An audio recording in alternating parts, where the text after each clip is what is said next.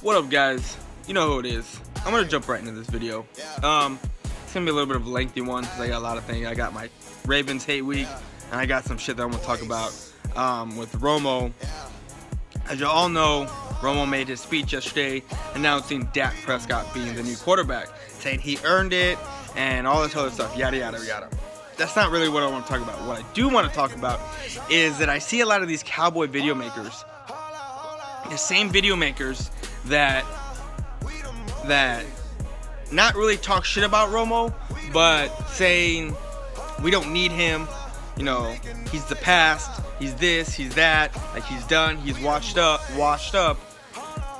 and praising Dak and Dak and Dak and Dak. And yes, I'm glad Dak's there. I'm glad Dak is getting us wins. I'm glad Dak has us at 8-1. But it's funny, it's these video makers praise Romo when he's doing good, and then say we need a new quarterback and condemn him when he does bad. And it's the same video makers that are throwing out points that say that aren't blaming him anymore. Like Lambeau last year, 2 years ago, DeMarco Murray fumbled the ball. Somehow it's Romo's fault. Dez Bryant makes a catch, and it was a catch. Somehow it's Romo's fault. In 09 or 08, when the Cowboys went 13-3, or no, was it 07? 13-3. Patrick Creighton drops a ball that's a potential first down, a potential touchdown, and somehow it was Romo's fault. It hit Creighton right in the hands. And yet these same people are now blaming the actual person whose fault it is. These people are now blaming the defense for the number of years that they sucked. They're now blaming the defense. They're not blaming Romo no more. And I've been saying this for years. Been saying this for years that it was not Romo's fault. You cannot be one man trying to make a football team. You can't. And I've been saying this for years that it wasn't Romo's fault. That, you know, Romo did the best that he could. That Romo is not a choke artist because he's the only guy on the team playing while everyone else is sucking ass. I mean,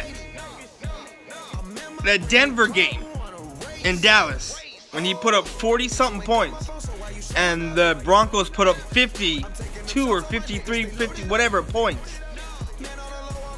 They want to blame Romo for the one interception that he made. Yet, they're not blaming the fucking defense. Romo could score 7, 8 touchdowns. The defense could give up 9 touchdowns. And it's Romo's fault. I've been saying this for fucking years, man. That's the thing that pisses me off. Is that now that Romo's gone, I mean not gone, but now he's not going to be the starter anymore, that we're transitioning to Dak. Now everything that was his fault is now someone else's fault. Which it's been someone else's fault since the start. Since it happened. But no, you want to blame Romo. And now that Romo is gone, let's all be sad that Romo isn't the starter anymore. Now Dak's the starter. You know what? I'm happy Dak's the starter. He did earn it. But I'm the one Cowboy fan that has fucking eyes, apparently, that knows that it wasn't fucking Romo's fault. A lot of this stuff wasn't Romo's fault. Yes, Romo is the type of guy that he likes a big play. But we all know, big play, big risk comes big reward. Alright? We all know that. And it pisses me the fuck off that these Cowboy fans are all sad that Romo isn't, you know, not that he's not the starter, but that, you know, oh, Romo, you know, I seen him do this, I seen him do that, you know, now it's not his fault. Fuck all that shit. Like, that shit pisses me off. So I've been saying this for years, and all those people have been telling me, oh, you're just making excuses. You're just making. No, I'm not fucking making excuses. It's the fucking truth. Man, that shit pisses me off. That shit pisses me the fuck off. That now everyone is saying, oh, it wasn't his fault in this play. It wasn't his fault during this. It wasn't his. No, it fucking wasn't his fault. It was never his fucking fault. But nothing to take away from Dak. Dak has us at 8-1. He has us in top, not only the NFC East, not only the NFC, but the NFL. I'm happy. I'm happy Dak is the quarterback. I'm happy Dak is starting. I'm happy because Dak has us winning. Because I represent the fucking star. I don't represent Romo. I don't represent Troy Aikman. I don't represent Danny White. I don't represent Brad Johnson, any of those guys. I represent the star. Okay? That's what I represent, the star. So whoever we have at quarterback, that's my quarterback. Alright? Am I sad that Romo's not going to be there because he deserves to be on a team that is this good? Yeah, he does. Being a one-man show for X amount of years, and you finally get a team that is put together correctly, you finally got a defense, and you get hurt and you can't be a part of it. You got to watch from afar on the sideline and mentor the guy who's taking over your spot. Now, with that being said, let's get into this hate week. We're playing the fucking Ravens, alright? The Ravens. They're a hit-and-miss team. What I mean by hit-and-miss is they fucking beat the Steelers. But the Steelers were on a 2-game skid at the time. Then they played the Ravens 3 games. They played us, Pittsburgh 4 games. So I'm not really... That's the fucking Steelers. The Ravens, who'd they lose to? Who else did they lose to? I know it was a shitty-ass team they lost to a couple weeks ago. Before the Steelers. It was a shitty-ass team. Shit, I can't even remember. But it was a shitty team. But I just don't know what to say about the Ravens. I mean, they used to be good. They used to be real good. You know what? I'm gonna put my belt on. Cause you know why? Because we're still we're still at the top of the NFC East. We're still at the top of the NFC, and now we are top of the NFL. And I got my belt. Anyway, that being said, like I said, it's the Ravens. Steve Smith. You know, he's old. And he's hurt, but he ain't out. That's a tough man to play against. Flacco's been off a little this year. Which is good for us. Their defense isn't playing all that well, which is good for us because they're known for their defense. They're known for being a top defense so many years, and this year they kind of fell off the wagon a little bit, which is good because we got that O-line, as y'all know. We got that O-line, and we got Zeke the Freak, or King Ezekiel. That's what I like to call him, King Zeke. That's what I like to call him, and I think that's what I'm gonna keep calling him. And then, of course, you know, we got Dak Prescott there. And what I like about Dak, the great thing that I like about Dak, is the fact that he doesn't force the issue. He doesn't at all. He takes what he can get, what he gets. And a lot of these quarterbacks, they like to force the issue because they want the big play, i.e. Romo. Romo liked to force it a lot to Dez, which is why high risk, high reward. He didn't always take what was given to him. He didn't. The good thing about Dak is that he takes what's given to him. Nothing downfield, nothing to Cole Beasley, Winton over the middle. Nothing to Winton, nothing downfield, Cole Beasley for a slant. Or, let's go for the hitch route, and let's go Terrence Williams. Oh, you know what? Let's sidestep. Oh, downfield, Dez Bryant got separation, and he goes downfield for the 50-yarder. That's what I like about Dak. He takes what's given to him. He's not always looking downfield for that big play. He's more of let's get first downs. Let's move down the field methodically, and let's waste time off the clock. The name of the game is to score more points, correct? The name of the game is to beat the other team. And how is it that you do that? You keep your offense on the field as long as possible. You keep your defense off the field as much as possible to keep them from not being tired.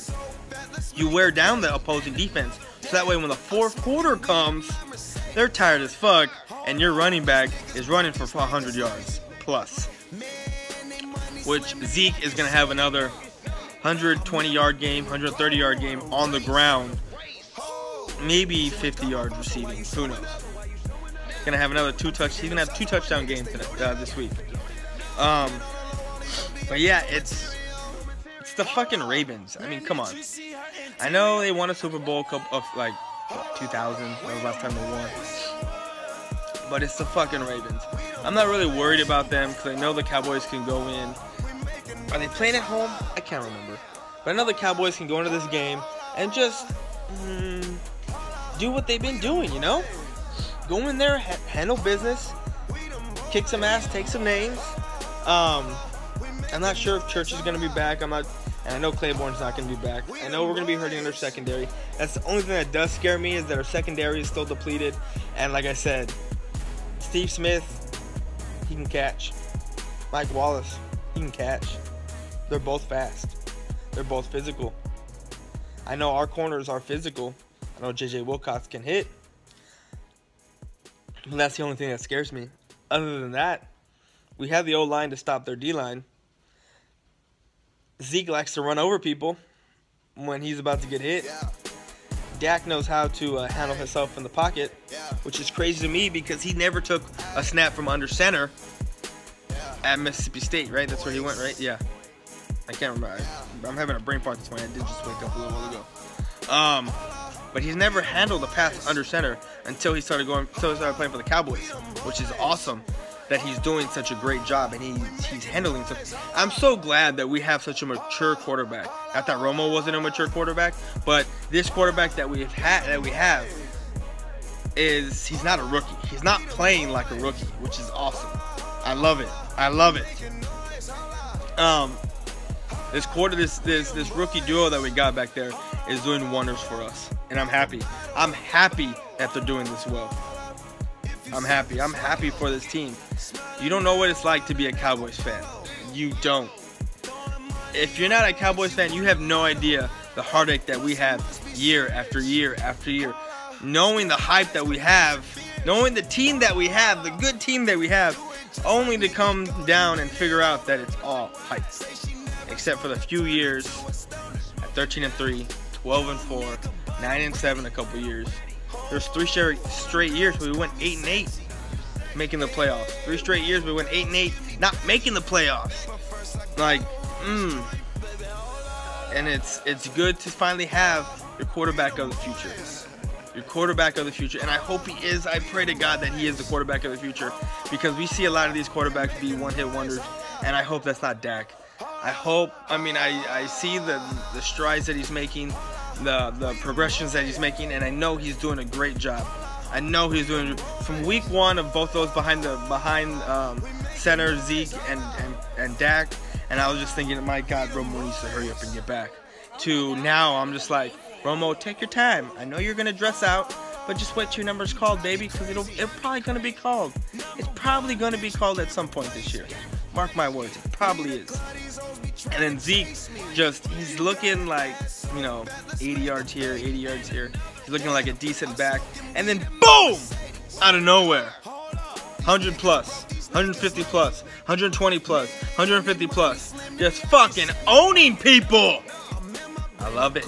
I love it. And I love this new Cowboy look that we got going on. A young team, a bunch of no-namers, wrecking shops, kicking ass, taking names. I love it. It is amazing.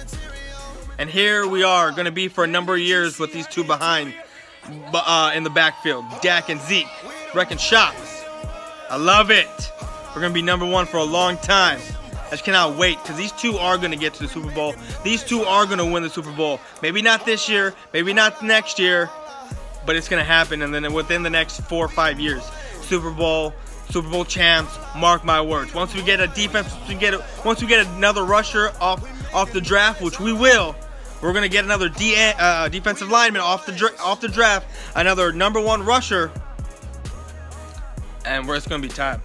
It's gonna be time for the boys to make a name. We're already making a name for ourselves. But watch, within 5 years, Super Bowl and Super Bowl champs. That's a promise. Cowboy fans, I'm out.